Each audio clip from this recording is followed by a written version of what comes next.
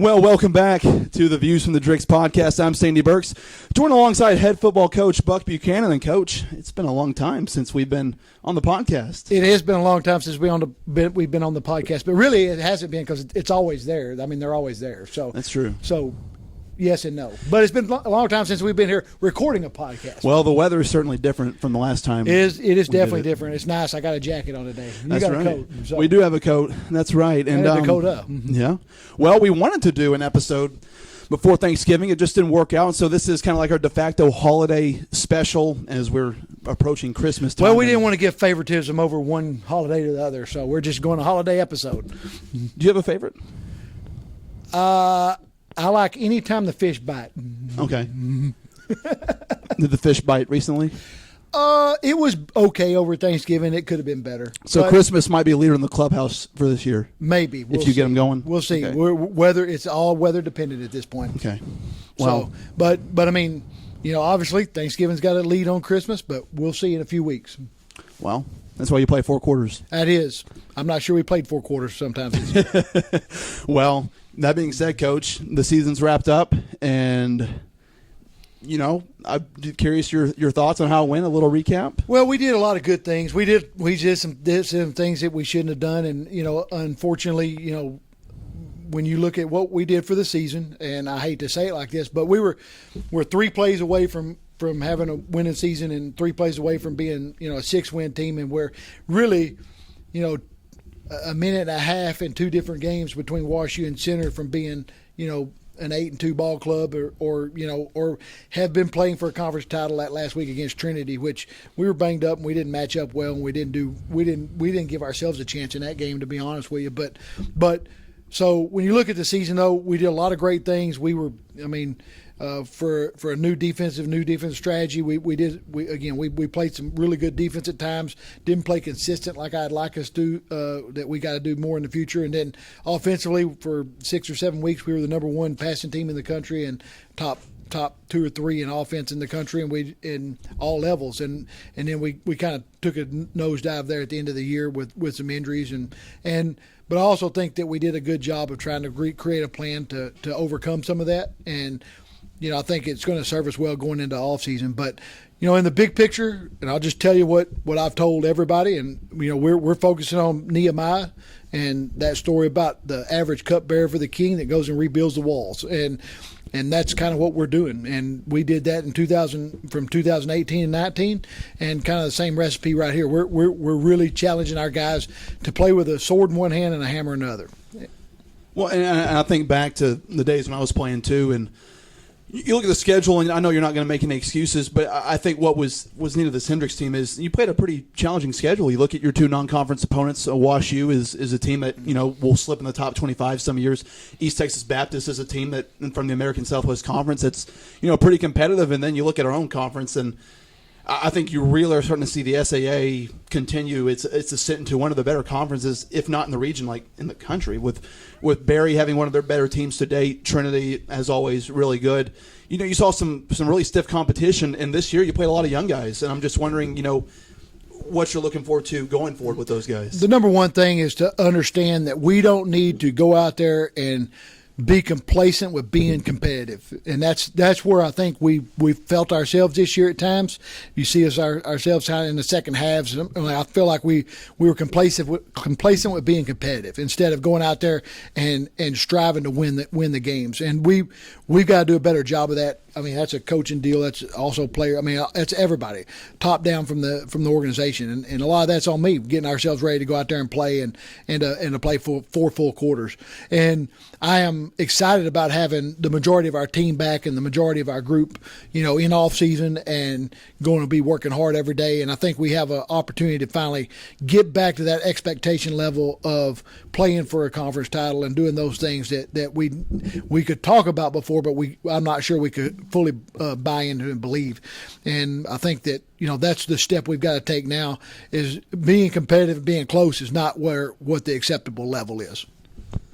I want to go back one more time to the youth movement. That's something you've been saying since the very beginning of this program. Don't wait to be good. You had 52, 53 inaugural seniors in that class that started football back in 2013, and you look at this year, and not only was it you had a bunch of young guys competing, there were also times in the season where, injuries happen, guys get banged up, and sometimes it happens during the game, and guys have to come in, unquote, unprepared. I think about Josh Hayes at Rhodes, and he came in, and you would not have thought he was unprepared. He was not. He looked ready for the occasion. I think of guys like Almanzo Payne, Tanner Grimes, who stepped up in the center game. Jason Sullivan was a big contributor for you guys this year. I think of some guys on the back end of that defense as well. Chris Bell comes to mind, and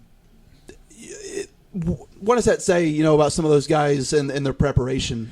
I thought those guys did a good job of preparing. I don't think Josh wasn't prepared. I think he was very prepared. No, absolutely, to do the job. Absolutely. And he did a good job coming in. And in a situation that was tough, we had to go and score twice to win the ball game. And he led us on 2 drives, went 7 for 7 or 8 for 8. One of those, I don't remember, but he did a great job there.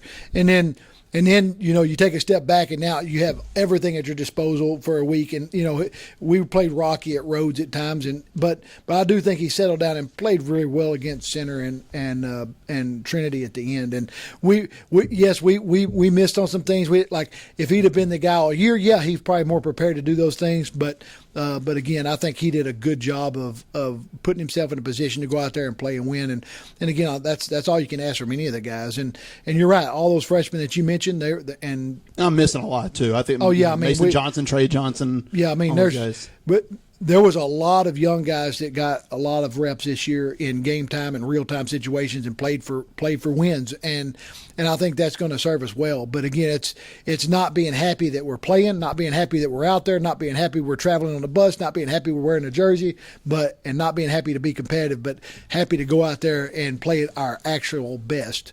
And I don't think we necessarily hit that mark at all this year. At times we look like we couldn't be defeated on either side. And then also the other thing we got to concentrate on, and it's not necessarily individual based, it's playing together and playing complementary football. And when you saw our offense really playing well, our defense kind of took a step backwards. We played really great at times on defense, especially against Swanee and Birmingham, and we didn't necessarily play great on offense in those 2 games, and we didn't do what it took to win the game offensively. And I think that's the next step for us too, is to learn how to play together and not just, again, be competitive and surviving, but to go out and thrive. Well, and we mentioned that Rhodes game. That game itself, as an alum, I feel like you could dedicate your own podcast to, your own show. That was one of the more remarkable games I think I can remember, and I've seen every single Hendrix football game we played, as have you. And that was one. I think Dakota and I lived 5 lives up in that press box. I know you lived 10 down there on the sideline. Yeah, it was yes and no. I sometimes say I get more nervous at everybody else's games when I watch them than my own. But all I remember is at the end of the game, we're down there and we've got to stop them for a win. And I'm like, Lord, just let us win this one by 1. You've taken away 3. Let's win this one by 1. And the guys came through and we got a stop on the 2-point conversion, and we got to have a great celebration right there. Always a great time at War Memorial. And I got to tell you what, from my days playing, I don't want to really give shout outs to other teams. I will say Coach Duncan's done some great stuff. He has done a great job. You look at all of our league, everybody's well coached. They do a good job. Coach Phillips and I joke about it all the time. You see things happen on a Sunday in the NFL, or you see some happen on Saturday afternoon watching a Power 5 game, and you look at the fact that those things work in those scenarios. And in our league, things work one time, they make adjustments, and they don't work the second time. Everybody has great coaches in our league, and I think that goes – sometimes that goes unnoticed because you don't really put that into perspective. But like some of those things you see work on Sundays and Saturdays on television don't necessarily work out here because the players are playing discipline. They're not trying to get their own stats. They're playing for a team, and then again, the coaches are good and they do a good job of adjusting. So, you don't have those things to hit over and over and over again. And you've got to sometimes manufacture some of those things. Of anyone that I know you're more focused on the present. You're not really looking back at the past, but my math is sometimes bad. I believe we just played our 11th season of Hendrix football. If that's what you say. How do I get? Well, let's just go with it since we started back. And in 2013. I kind of just want to, I think we spent a lot of time on past episodes talking about Hendrix's place in the Southern Athletic Association and how I think we're at a point in most years where people didn't really think Hendrix could get to. But I want to ask you, now that we've gone through, more than 10 years in this conference, where do you see the SAA, the state of the conference? I think the SAA is becoming more and more nationally known. I think, the year that we had COVID, it was obviously bad for some of us, but it was really good for the conference. We were able to play those championship games in War Memorial and get on, podcasts and get on, all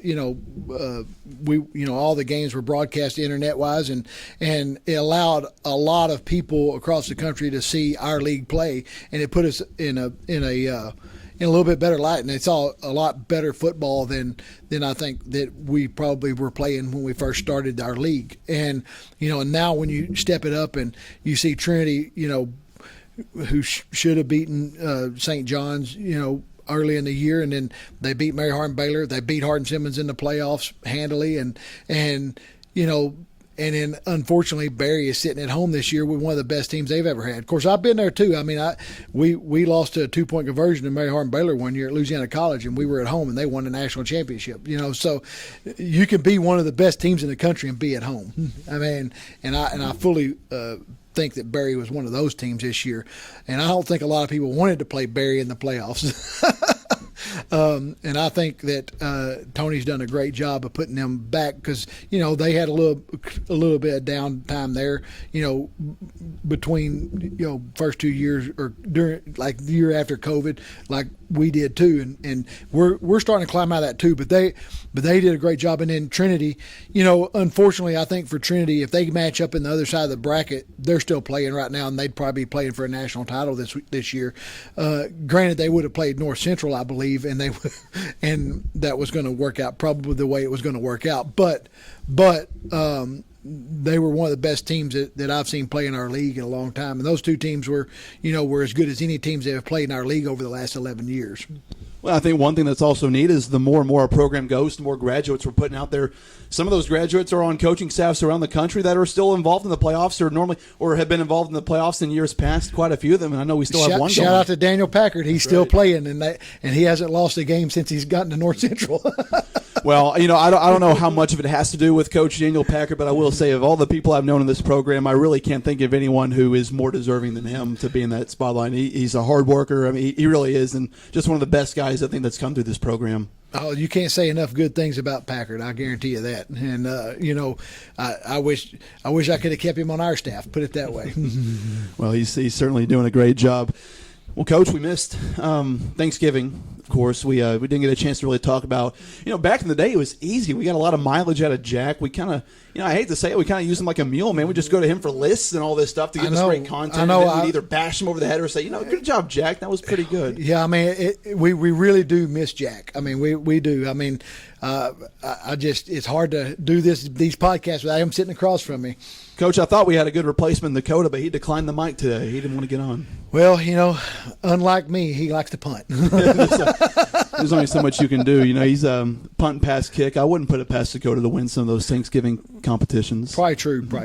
Well, that's right. Now we get into the Christmas season. I'm curious, you and head football coach, you don't have a lot of time on your hands. Of course, your wife, Dr. Michelle Buchanan over at UCA. Can't imagine she has too much time on her hands. How does the decoration process go? When do you start? Who does it going into Christmas season? Well, that's a trick question. I think, I guess it starts with somebody having to get the stuff out of the attic. So yeah, that's a team process, but I got to give all the credit to Michelle. She loves Christmas. She loves she loves every season of decorating. So we're going to have decorations. We're debilitatingly Southern in that regard, I think. I mean, we have to be that way. So, but I've been very fortunate because I get to go to Black Bass Friday, and usually when we get back, the house is it's all set up. It's awesome. So yeah, she gets all the credit for all the decorations. No, but I think anyone who's been to the Buchanan household can attest to that. I know Dakota's nodding off screen. He got to go to, what was the preseason back to football party at the Buchanan household? Always a good time to go party over there. And your wife, of course, a woman of many hats, figuratively and literally, actually. That is a literal statement. Yes. It is. And, Coach, though, when I think a lot of us who grew up in athletics, Thanksgiving, obviously it's great to celebrate. Many people, one of the favorite holidays in the United States. But I think a lot of us think about Thanksgiving. You think about those days when, if you were lucky enough to make it to, in Arkansas at least, Thanksgiving week is the week of the semifinals in high school football. And I was fortunate enough to have practice on Thanksgiving all 3 times. Unfortunately, Jack, not so much. Had to get my one shot in there at Little Rock Central, of course. It happens. Although it's fallen on rough times for my Charging Wildcats as well. But I think it's impossible for anyone who played high school football and even college to not think about and reminisce on their high school days when Thanksgiving comes around. There's something special about practicing at Thanksgiving. It is. I mean, my senior year, it actually was snowing on Thanksgiving Day, and we were practicing in the snow and getting ready to play regional quarterfinal game. It was pretty awesome. And, that's just something that you always kind of want to do, and that's something you dream of. And, you still want to do it in college as well. If you're playing this week in college or last week in college, you're 2-3 rounds into the playoffs. So and while we're on the subject of high school football, I don't think the last episode we filmed was before the Battle for the Axe. It was. Well, was it Battle for the Axe, or is it just the Axe stays in Denison? I'm pretty sure it's just the Axe stays in Denison. Okay. Yeah. All right. Yeah. I got fired up about that one. It's the record. Stayed in Denison longer than any other span in history. So. Now, if I'm right, is that one of the oldest, if not the oldest, high school football rivalry in? It is. At least in Texas, but not maybe the country. I don't know about the country. Okay. I only know about Texas. But, us prideful Texans, we think that's the only part of the country anyway. Yeah, that's definitely the mecca for high school football. So now that the season's done, and we obviously had some recruiting events on campus, but I think any coach who, ideally you'd like to spend time with your family after the season, but a lot of us, man, we love going on those recruiting trips, going back to – I know we have a lot of Texans on staff who get to go back to the area and go see some of their schools, at least some of their recruiting areas. But that's one of the best times to go back and watch high school football games. It's a blast. I mean, it's fun going to playoff games. It's especially when I'm at the age now where, and Coach Phillips too, or where you pretty much almost. I mean, it's hard to find a game every week where you don't know somebody that's on staff, or have a connection or a personal connection, or have coached a guy that's on a staff somewhere, and that's pretty special, and that makes it even better as well. Or even I still have some teammates of mine that are playing this week over in Texas. So, those guys are doing a great job, and it's fun to go see those guys play. And it obviously it floods you back with memories too, because when you go to those games, you're just thinking about it. Just brings you back to when you played in those games and when it was important. When it was important for your town and for your community and it's I just remember, growing up going, we go Christmas shopping because we get to go to the ball game. So I think everybody in Denison did their Christmas shopping around the playoff schedule. Oh, I bet. And we talked about some of the alums that we have coaching college ball who are still in the Division III playoffs, and now I think about all the alums that we have coaching high school ball. I think about former defensive coordinator and alum Thomas Edelman down there at Midlothian Heritage. I know they made a pretty good run in the playoffs, and we both keep up with him regularly, and I was just so jealous. There are a lot of things about coaching that I miss, but man, when Teddy was sending us all these picks and high school football stuff, I'm like, man, that takes me back to my I feel like a kid again, following his story. And it's fun, and I was so happy for him too. I mean, they went undefeated, and then they lost to a team that's probably going to win a state championship, and again, I was on one of those teams too that lost to a team that won the state championship, and it's in one aspect, you're proud to be playing for it, and you knew you were playing for it. But in another aspect, I'm still sick to death I lost the state championship. And we talk about high school football like it's just this grand thing. And what's awesome is like the levels of the tiers, and because not all high school football games are made the same, and there are so many features about different ones that are all great and make us reminisce and bring back nostalgia. And I think about some of the games that you're thinking about going to. I think you're going to be going to the Dallas-Fort Worth area this week, or perhaps I know you're going to Louisiana soon as well. I've already been to Louisiana and Okay. back. I was there yesterday. I'm going to try to go to DFW this week to watch the Thursday game with Malakoff, because one of our players' brothers plays on that team, and obviously again I'd like to go see Chapel Hill play. One of my teammates is the head coach at Chapel Hill. So there's a lot of things. And then, of course, I've got friends in the Metroplex that are playing too. And then you also don't want to show favoritism because you're like, well, I'm going to go to his game but not his game. And so there's a part of that too where you don't want to pick kids. It's kind of like weddings, right? That's right. Yeah. 2 weddings on the same day. Don't go. I can't go. Right. That's a PSA for all the alums So, Jack, out there. don't get married on the same day as somebody else. Well, you already Well, said, I mean, somebody else is going to get married on that day because that's just how many people in the world, but at least somebody else that played with you. well, his save the dates did go out, Coach. So I think at this point now it's just a warning to other alums: stay away from that date because hopefully you're already committed. Good point. To that one. That's you a can't miss valid point. Jack's wedding. You know, something's bound to happen. Well, no, we have to be there to make sure nothing does happen. Quality control, right? Quality control. You can never have too many quality control guys. And, you know, what I was getting at was some of those features of the high school games. And some of them you go to, you know, I think about games played at the Star. I've never been to a game at the Star, but I think about all the cool stuff you can do there. Some of those bigger stadiums where you can do the pyrotechnics and everything. I know Dakota's a big pyrotechnic guy and just all these things. But then you go to some of those smaller games, and that's one thing I did last year. On a whim, I went down and watched Dakota School Fordyce play Rising, and that's a time that's like going back in time, man. Hey, that's a rivalry. That's yeah, right. it I is. remember watching a 7-on-7 game back about 8 years ago here, and Fordyce was playing that 7-on-7. And I'm not kidding. The coach afterward goes, "Hey, what's our goal here?" And they're like, "Win state championship." I like one of the little ninth graders, and he goes, "No, beat Rising." So we're gonna get out and beat Rising. It is. So who won? Fordyce Redbugs. Not that game. Unfortunately, not. Oh, so when you were in school, you won. Yeah. See, this is why you didn't want to be on the. This is why you didn't want to be on the podcast today because you didn't want to answer these hard, tough questions. He did win, but they didn't win this year. Correct?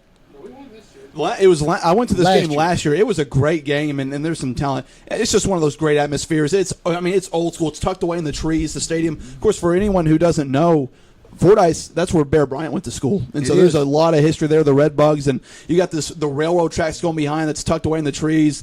I mean, that's its own like little pregame music, the train horn going by. Oh, yeah. It's like you go back in time. I've been to a game at both awesome. places. I've been to a game at Fordyce and a game at Rising, but not Fordyce against Rising. Oh, I would highly recommend it. I think, Dakota, if I'm right, Rising it was last year. They took an 11-year break. I think they hadn't played because they were in different divisions or different conferences. I think is right. I don't know why I'm talking to a guy with no mic. But essentially, they had a hiatus, and they didn't play for a long time. And this was the first time they were playing in such a long period. And I was like, I got to go to this and go see it. And I would highly recommend it. There's some, obviously, Texas is the mecca of high school football. There's good football, though, wherever you go. Great environments. And every place has its own little charm to it. Even Quigley. And it's awesome. And Coach, I guess – You go back, you reminisce, you think about these things. What are some of the things about high school football games that make you feel special inside? I can't think of another word for it. I think a couple things. One of the big things that I always get, like going back to that game now, or even like just getting reminiscent, like is that band playing before the game? It's those drums going. It's like it's just that feeling, and then like just the general like feel of the community being there because where I grew up, everybody Friday night was important to everybody. Like we were one horse town. Every point. I mean, Dakota knows what I'm talking about. I mean, like it's just different. I mean, because you feel like you're representing the whole community. Like you feel like the whole community is dependent upon you on that Friday night, and that's the most important thing. And it's just special when it's that way, in my opinion. And I think that and then obviously I was very blessed to win a lot of football games as a player, and it was a lot of fun, and that was just the expectation level. And it's hard to put in words what it means, and I just it just makes you go back there when you go to when you're in pregame or there for to watch a game. It just kind of makes you go back, especially when it's a great atmosphere game, and there's a lot of people packed in there, and It makes it fun. Makes it fun. Absolutely. I think about the smoke, the people grilling outside. A lot of those. One thing I think about Bryant, Arkansas, is you always had the people making hamburgers outside. You get the smoke coming. You get that in a lot of places, but it triggers back these memories and the bands, like you're saying. I think that's the best part, and just something, unfortunately, you just don't get nowadays in major college football, and it's missed out on a lot of the sounds pumped into the stadium. I know we sound like old guys here, talking about it, but I really think it's like the most magical time of the year for so many of us, and it's special, and I love it for the kids to get to experience it, because that's something they'll think about for the rest of their lives, win or lose. It is. I mean, it's something that I think about all the time as well, because there's something that reminds you about it all the time, and I think it's good. I think it's fun, and I think that's why I'm coaching small college ball, because you can still have that community feel, and you can have that everything's riding on you on the Saturday afternoon, and we don't have a 100-person band out here, but it's the feeling you get from playing for each other and playing for your school has that pride factor now. That's why we have your wife. That's exactly right. She's got to be one of the loudest fans. There's no doubt. I would put her up against anybody. Yep. And she'd win. No question. I really do. I really do feel like it. When you go to games, I know there are several different variables depending on how many people you might know on the staff or this and that. Are you do you like going on the field if you can get on, or do you like sitting in the stands for the most part? 50-50. It just depends. Hard to say. Like, a lot of times I like being on the field, but sometimes I'd rather actually see the game from up top so I can actually watch the game. But I like being on the field a lot too. I mean, I don't have one over the other. Depending on, and again, I know you said you have a lot of friends, you have alums, players that play for you that coach on staffs. Do you ever find yourself getting into the game, like especially if it's like a neutral where you don't really have a dog in the fight? Do you ever see like getting into the game, picking sides sometimes? Yeah, I always. Yeah. Well, you're always a fan for a good game, first of all. Typically, I just want a good game, but very few times that I go to a game now, I don't have something vested in it. Like, I'm either looking at a guy that's playing, and if the one team has guys that we're recruiting on it and the other one doesn't, I want that team to win. Very few times am I totally bipartisan of just like, I'm just going to go watch a good game. But for the most part, again, just evaluating and watching, and of course the game always works different for me than most people, because I'm always put myself in those situations and whatever, like what would I do right there, or what I do right here. Every time I watch a game in anything, that's always going through the back of my mind. I'm not saying I'm second guessing people are out there. I'm just thinking about how does this affect my situation, or how do I get myself better by watching this game. That's what I was just about to ask you. If you ever, it's got to be hard for you, because I think as a coach, you're always trying to get better yourself and train yourself in scenarios. And I'm sure you're probably up there thinking about timeout strategies, clock, what would I do here, this and that, and seeing, hey, did the coach do something different? Did that pay off for him? And I know clock rules are different as well, less time. And yeah, but also, the other piece of that puzzle is, those aren't my team. That's not my guy. Those aren't the guys I depend on. Right, you're removed from the situation. It's so you really are just, you're a fan, it's a difference. You don't know, like, hey, it's 4th and 3. I know that if we throw the ball to holdout, we're catching it. End of story, no debate. If it's 4th and 1 and we call that, we're going to make it work. It's things like that. It's knowing your players. It's knowing what's going to happen. This last year, I felt like, we went for it on 4th down a lot. We felt like we had the ability to, either let Jacob throw for it and we had receivers who could catch it, or we could give it to Vic or Jason, and he was going to gain that. They were going to gain a yard or two, and I think we had a good statistic on that. But it's having those things at your disposal. I don't know what other people have other than maybe the guys I'm recruiting or whatnot. So. I don't know how to phrase this exactly, but some of these great high school environments I think of, this was our first time playing a regular season matchup against East Texas Baptist, I think, if I'm correct. Yep. Just watching that game on TV, and then you see some of the pictures from the game, that looked like a really neat – it is not a high school stadium. I'm not trying to demean it by any means, but it looked like a high school environment. The stands were packed, just the smoke in the air. It looked like a pretty cool environment, and obviously we wish that game would have gone different. And we had plenty of opportunities. We just didn't take advantage of them to win it. But it was a great atmosphere because obviously their first home game, they had a lot of people there. It was a night game. They hadn't played a lot of night games, and I think everybody was excited about not sitting out there in 100 degrees at 1 o'clock. So, and then we had a tremendous amount of Hendrix fans there as well. So, like, it just really was. It was a really good environment for a college football game, and we're trying to get that game moved to War Memorial next year because I feel like if we can have that kind of atmosphere for a War Memorial game, it would be a great game for both our programs. Sure. Well, let's see. I think we just played our 4th game at War Memorial. That's correct. What's your assessment of it after a few? Obviously, I love playing at War Memorial. I don't play. I coach. I love coaching at War Memorial. I think the guys like playing there, and I think it's a good venue. And I would like to see our conference pair up with somebody else and play a bowl game there, or play a preseason matchup with the ASC or something to that, or the SCAC now, and have some kind of crossover where multiple teams play on a day. But I would like for us to expand that venue for our league if possible. But I'm just a coach at Hendrix, so. Well, I think there's certainly opportunities for that in the future, and I'm sure that there are a lot of people working on that. And at times almost a circle. You think about Hendrix's history with the SCAC, and the SCAC is slated to bring football back in the near future. They are, and we'll lead off with the SCAC team next year because we'll go to Centenary in week 1. Mm-hmm.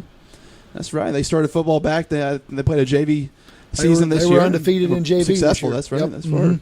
They were down there in Shreveport, Louisiana. You spent a lot of time down there in Louisiana. I did. Growing up, yeah. Well, I was going to get to with that. I know Dakota's laughing. Fact. Yeah. I had to give you some. Not fake news. I had to give you some layups. On the topic of Christmas decorations, I think one thing that's important to know is, and you may have mentioned it earlier, are you team real tree or fake tree? I know sometimes it vacillates too.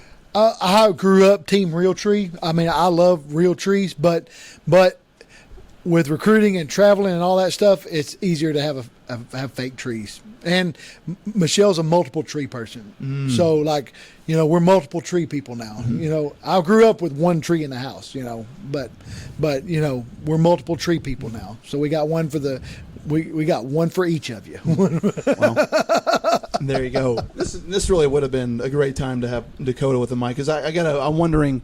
We talk about Thanksgiving, and that's when you're really in high school playoff season, high school football. When do you know? What are the things for you that really start to make it Christmas time? Is it when the music starts to come on the radio? Is it the turn in the weather where it starts to get really cold, or just with the lights going up? I think more and more Christmas lights going up probably kind of make that. Also, after finals are over, mm-hmm. and we're done and school's out, that's kind of when it's like, oh, Christmas is here. We're off. Yeah. Well, and all the movies that start to come back on. I know you're a big Christmas movie guy. I'm not a huge Christmas movie guy, but I do like some of the Christmas movies that but isn't that like everybody? I mean, like some people like some and some people like others. Well, it just depends. Sometimes it depends on age too, of course. And I'm not a big Hallmark Christmas movie. No, I know you're not a big Hallmark guy, But it's pretty much the same skit, the same format. But if we were making a top 10, well, heck, I can't imagine how many times we've done a Buck Buchanan top 10 movie list on this. You go back on demand and find these podcasts, and you'd probably find 3 of them. But I would imagine that Christmas Vacation is normally in that. Christmas Vacation has to be on the top movie list, but it also is obviously one of the better top movies of the Christmas season as well. Do you ever try to find balance in what you like? If you're Christmas music, do you ever try to find some of the more not modern stuff, or some of the old time Burl Ives type stuff? I don't really care for. I'm not a real Christmas music guy. That shocks nobody. I think who knows Coach Buck. But I had to throw the question out there for journalistic integrity. You got to ask the hard questions on this podcast. Yeah. And honestly, I just really don't care for Christmas music. Mm-hmm. I don't know. I've just always been that way. I don't know. Just been that way. Now Michelle loves some Christmas music. So sometimes you just gotta suck it up and listen to Christmas music. Mm-hmm. But I'm just not been a big Christmas music. What are the movies you have to watch for it to be a successful holiday season? Well, I always think you got to watch Planes, Trains, and Automobiles somewhere around Thanksgiving to get ready from Thanksgiving to Christmas. You got to be able to watch that one. Obviously, Christmas Vacation is on the list, and I have already watched it. I don't remember when, but I've already watched it. I think that has to be on the list. I think Elf has to be on the list just because, if you don't like Elf, well, it's like not liking Big Red. But it's just hard not to like Elf. I think another one, people are going to argue with me here, but, I love Die Hard. Love Die Hard. It was actually the first R movie that I got into that I wasn't probably supposed to get into. So, Did you say R or horror? R. R rated. Okay. That's more my ears than his No, it's dialect. probably the fact that my dialect is that way. My voice and diction teacher, she probably cringing right now too. I should be tuned by now. Conditions going Happens. 8 years knowing you. Yeah, but I didn't speak at a high octave, so it made it different. I'm trying to think of something else I'd like. I mean, like, I tell you what, the Netflix has come out with I think it was Netflix. They came out with the Kurt Russell playing the Santa Claus one. That's been a good one. That's been a good 2-part series. I don't think they have a new one this year, but that was a pretty good one. And I don't remember the name of it. Jack Christmas, maybe. I don't know. I might be making that totally up. If anything, you're giving people new ideas. Well, I mean, maybe copyrighted. so. Trying to think what else kind of pops into mind. I don't know. Those are some good ones though. I liked Four Christmases. That was a good one. That was a pretty good. Just watched that recently for the first time. Yep. Did you like it? I did like it. It was a good one. It was good. It was good. Lots of pretty star-powered cast. And Yeah. Jon Favreau and Tim McGraw coming in there. Yeah. Well, no spoilers. Obviously, I have a comedic sense, so a lot of these have been comedies. Sure. And Hendrix alum Mary Steenburgen. Valid point. Yep. Throw it out there. It's there. But one thing that I was disappointed when we played our Family Feud game the other night at the Christmas party was the fact that even though I'm not watching this movie every year, but I have seen it, and it is a great movie, and it's a Wonderful Life. Not on the Family Feud top 100 people surveyed list of movies. Yeah, you're making that face. That's why we wanted you on the mic so we could talk to you about this. I mean, it was how do shocking. you not put it's? I mean, there's. Why ring a bell anymore? Well, the list was, there were. I mean, really, right? I think of the 5 movies, 4 of them were in. At least 3 of them were in black. No, 3 of them because Home Alone was on there too. But 3 of them were in black and white. But they were not necessarily the movies you would have thought of because I don't think Miracle on 34th Street was on not there. Either. Miracle on 34th Street which was not there. Shocking. Not the original or the remake. Yeah. I think Christmas Story was in color. Christmas Story was on there. It was on there. Elf was number 1. Mm-hmm. I mean, the demographic was probably 12 years old of the 100 people that they interviewed. It was a strange one. And then one. Polar Express was on there. I forgot about Polar Express. That's And the Grinch was on there. That was on the list. But again, none of the true classics were on there. No, yeah, you get the younger audience in there. I know wherever he is listening it's the to this. Gift that keeps on giving. Garrett Wolf is ecstatic at this list. I think they just pulled him, honestly. I know he's loving that list, but definitely more. You definitely threw Coach OB, Coach Shannon O'Brien out for a loop. He was thinking of all these black and white movies. And it kind of threw everybody for a loop, and even when we did this later with the seniors, they did it too. They were in shock of the list as well. Mm-hmm. So because we did the seniors on Family Feud, Christmas Family Feud after that as well, they were in shock as well. Mm-hmm. Well, should have been there, Dakota. You might have helped us out. I don't know whose team you would have been on because we were on opposite sides. And we actually got paired up for the Family Feud thing too.